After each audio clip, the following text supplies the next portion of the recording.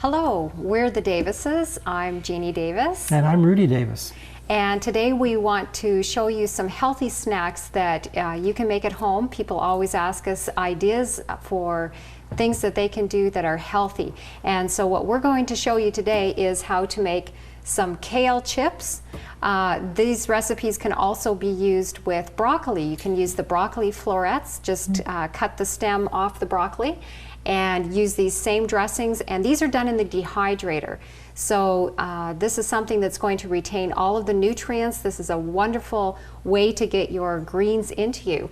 And it's going to replace my love for potato chips, right? That's right. It'll replace potato chips. We can do this. So first of all, what we want to do is show you how to take the leaf off of the stem for kale. So this is actually quite easy. You're just going to slide your fingers down the stem and the leaf comes right off. And you will notice that this is probably going to be similar. If you watched our previous recipes, we showed how to make a wilted kale. You know, I've never even seen them. You haven't watched them? I haven't watched them. But he's had this recipe many, many times. Well, you know, when Jeanie and I first met, I used to do all the cooking. She told me the only thing she makes is reservations. So I did all the cooking, and my initials are RD, so I called myself Chef Boy RD. And that's where that name came from that I got. Okay, so this is kale that we've already done up. We've taken the stems off, and so what we're going to show you, here we have a dressing that's going to replace a salt and vinegar. This one is a ranch. This ranch one can be made spicy. If you like to make it spicy, you can add a little bit of chili chipotle, which makes a very nice flavor. This one is sour cream and onion. Like that. Here we have a cheddar cheese, and this makes the most delicious cheese chips. And then we have a barbecue, kind of a spicy barbecue. So this will give us some different flavors that we can have on our chips. What we're going to do now is we're going to just show you how you actually put those dressings on, and they have to get massaged into the kale, and they'll help to wilt that kale down a little bit. Then we'll be putting that into the dehydrator. So what are some of the benefits of kale? Why is this a good green that we Kale is probably the richest green that grows on Earth. And that is not compared to the ocean like your chlorella and things like that. But on the Earth, this is a rich green. And the greener the kale, the more chlorophyll it has. And the more chlorophyll it has, that means the more magnesium it has, because the central molecule of chlorophyll is magnesium. So magnesium is very good for causing the peristaltic action to happen in the bowels. And that causes very good bowel movements. Now, you've never seen a constipated cow, have you? So that's got to tell you, greens must really work well. In North America, we get way too little greens. We need more. Now, you said we're going to be massaging this. Now, you know, I'm a massage therapist. I've never massaged kale before. I've done human beings, but you got to show me something. This is very easy to do. Okay. So what we're going to start with, this is the dressing that's going to replace the salt and vinegar. We're just going to put some of this onto our kale. Now, of course, if you want to do a large bowl, normally when I make these, I do up a large amount, but you'll put a generous amount of the dressing into your dish of kale. And then we're going to massage that in. And well, you're going to do that one. Yeah, I'm going to do this one. I'll do something else here. Okay, so we're going to put some dressing. Maybe let's give you some of the sour cream? Barbecue. Oh, barbecue. This is the barbecue one here.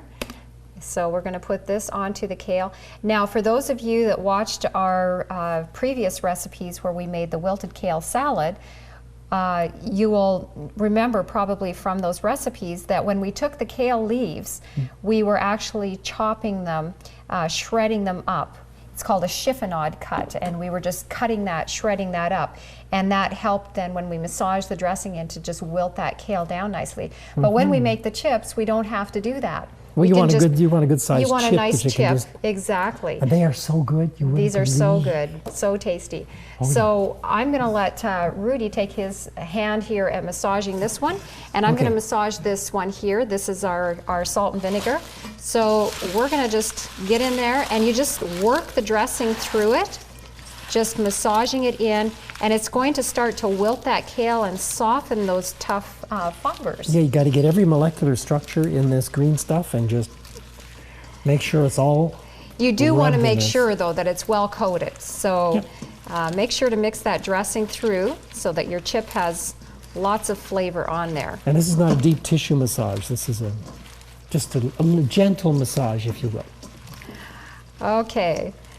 It's a little messy, but it does a wonderful chip. So we've got that mixed through. Yep. Now what do I do with my paws? Your paws are going to have to get cleaned here shortly. You can't lick these, can you? Okay, I'm going to Okay. just walk past you and I'll zip to the sink. okay. So we're just going to put this on our dehydrator sheet now, and these are going to go in to dry.